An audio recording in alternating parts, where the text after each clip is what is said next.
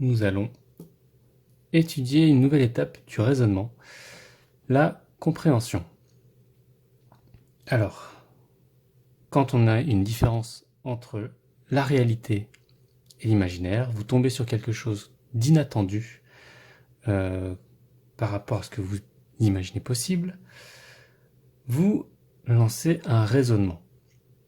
Ce raisonnement va aboutir soit à la résolution de cette différence entre ce que vous imaginez et ce qu'il y a en réalité, soit, faute d'avoir suffisamment d'énergie, vous allez adopter un comportement. Ce comportement sera de l'ordre du déni, de l'interprétation, de la compréhension ou de l'acceptation. Donc avec très peu d'énergie disponible, vous avez accès au déni, qui est en fait la suppression de la réalité, la modification et suppression de ce qu'il y avait en vrai pour que la réalité se conforme à votre imaginaire. Avec un tout petit peu plus d'énergie, vous allez pouvoir rappliquer un nouveau masque à la réalité. Et donc, nous allons élaborer un exemple avec la compréhension. Et par exemple, on va reprendre l'exemple du livre. Vous avez un livre dans une bibliothèque. Vous vous rendez compte que ce livre n'est pas à la place à laquelle vous vous attendez, parce que vous, dans votre esprit, cette bibliothèque est rangée par ordre alphabétique. Donc, qu'est-ce qui se passe à ce moment-là? Ce qui se passe à ce moment-là, soit vous arrivez à le ranger à sa place. Par ordre alphabétique, ça ne doit pas être bien compliqué. Par contre, vous pouvez très bien vous rendre compte qu'en fait, le livre ne rentre pas à cette place-là, soit parce qu'il n'y a plus de place dans l'armoire des... Je sais pas, le livre commence par A, dans l'armoire dédiée au A, il n'y a plus de place. Vous n'avez plus la possibilité de le mettre. Donc vous avez un problème à cet endroit-là. Vous allez vérifier peut-être qu'il n'est pas trié dans un autre ordre, si ça se trouve c'est trié dans un autre ordre, et manque de peau dans cette situation, vous ne trouvez aucun ordre possible. C'est pas possible, c'est pas la date de publication, c'est pas l'auteur, c'est pas le nom du livre, c'est pas... Voilà, donc les tris ne fonctionnent pas.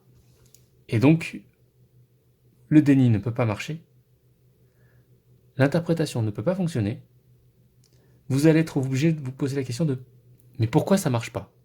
Pourquoi il a été rangé à cet endroit-là? Et donc là, les réponses, elles viennent assez rapidement si la taille du livre n'est pas cohérente. C'est-à-dire que si le livre ne rentre pas dans l'armoire en elle-même, on peut se poser la question, voilà, on peut comprendre que le livre a été mal rangé. Par contre, à se demander si pourquoi il a été rangé à cet endroit-là précis et pas à un autre. Donc il y a peut-être une raison, mais en tout cas, en l'occurrence, on n'a pas la réponse totale et complète à pourquoi ce livre a été positionné à cet endroit où il ne devrait pas être. On sait pourquoi on ne peut pas le mettre à la place où il devrait être, mais on ne sait pas pourquoi il a été mis à sa place à laquelle on l'a trouvé. Donc une cascade de questions, au final, arrive sur le pourquoi mon livre est mal rangé. Et donc, la compréhension, c'est cette phase qui va commencer à recréer en fait l'imaginaire pour le former à l'image de la réalité. Les deux premières actions sont des actions qui sont liées à agir, qui sont intuitives. On n'a pas besoin de réfléchir, voilà, on connaît ce phénomène, oui, on règle le problème ne disparaît, donc on n'a pas besoin de changer notre imaginaire. On associe le problème à un autre élément dans notre imaginaire, donc nous n'avons pas besoin de modifier notre imaginaire. On cache la réalité en se disant c'est quelque chose qu'on connaît. Et donc là, on entre dans le monde des modifications intellectuelles. Donc la réflexion. Cette réflexion, c'est son but. Je vous fais remarquer le mot réflexion. Pourquoi je l'utilise comme ça? C'est que la réflexion, c'est quelque chose qui est lié au miroir. Et donc, de façon générale, ce qui va être lié à la réflexion, c'est la mise en place d'un miroir qui est l'imaginaire, qui va, globalement en tout cas, refléter ce qu'est la réalité, a priori. Et je fais remarquer également que le raisonnement, c'est ce qui va faire résonner, entre guillemets, le réel et l'imaginaire ensemble, pour qu'il y ait un écho, en fait, entre les deux. Donc c'est pour ça que ces mots sont utilisés à cet endroit-là, et que moi, il me paraît intéressant d'en exploiter les polysémies qui sont associées. En tout cas, donc c'est à ce moment-là où on va penser et on va essayer de réfléchir à ce qui va se passer. Et donc, l'aboutissement, si on n'a pas plus d'énergie que ça et qu'on va pas forcément réussir à tout résoudre, pourquoi ce livre a été placé à cet endroit-là, on va se dire peut-être, parce que déjà il y avait la place, il y avait la hauteur pour le mettre.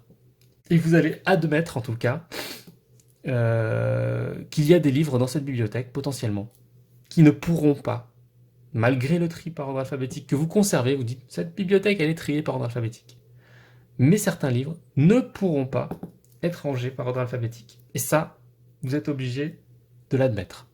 Vous n'êtes pas content, ça ne correspond pas à ce que vous imaginez et ce que vous voudriez que soit la bibliothèque, mais vous êtes obligé. Donc la réalité est admise, mais elle est mise de côté, parce qu'elle ne peut pas intégrer, on ne peut pas dire c'est trié par ordre alphabétique, et en même temps dire on a des livres qui ne sont pas rangés par ordre alphabétique. On ne peut pas dire les deux en même temps, donc c'est forcément séparé, mais mis un peu à côté. Mais on est toujours dans notre imaginaire. Donc l'imaginaire est développé avec des nouvelles croyances, des nouvelles choses qui vont apparaître. C'est-à-dire que voilà, on sait qu'il y a un tri, mais qu'il y a des exceptions. Donc on fait apparaître des exceptions, alors que jusque-là, ces exceptions n'existaient pas. Et donc cette production est assez coûteuse, de manière générale, et donc c'est assez rare qu'on le fasse sans y être forcé par la réalité, quoi.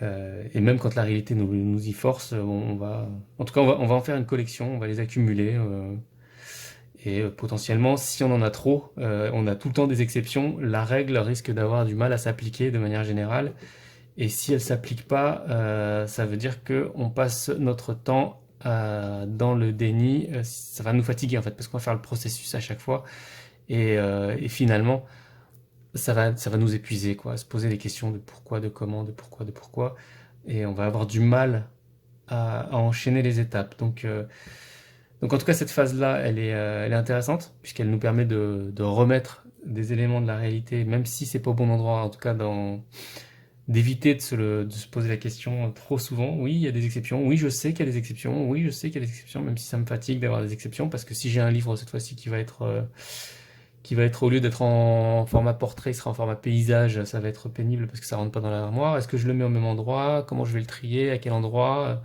Et si je veux chercher ce livre-là, comme il sera pas trié par ordre alphabétique, alors oui, alors ce livre-là, il faut que je me rappelle qu'il était trop grand, donc comme il était trop grand, il est placé. Enfin, vous voyez que le cheminement, en tout cas, pour retrouver ce livre, est beaucoup plus fatigant. Et au final, l'énergie, cette bibliothèque va nous coûter de l'énergie de manière générale, et plus la bibliothèque, la réalité, va nous coûter d'énergie, plus on aura du mal avec le temps à arriver à l'étape d'acceptation qu'on apprendra en tout cas plus tard, mais déjà rien que de compréhension, ça devient de plus en plus compliqué puisque l'énergie sera de moins en moins disponible. Enfin voilà, donc cette phase correspond à un certain nombre de concepts que vous allez voir, hein. De toute façon, déjà il y a réfléchir, il y a penser, le pourquoi, voilà, on va forcément l'avoir. L'imaginaire va s'agrandir, donc on va mettre des choses de côté, donc on va envisager des solutions, on va enquêter, on va chercher, on va évidemment aussi séparer les choses. C'est-à-dire qu'on voilà, on crée une séparation, il y a des éléments qui sont séparés, qui sont à part. Donc on a le concept de division, enfin je vous ai mis les verbes là.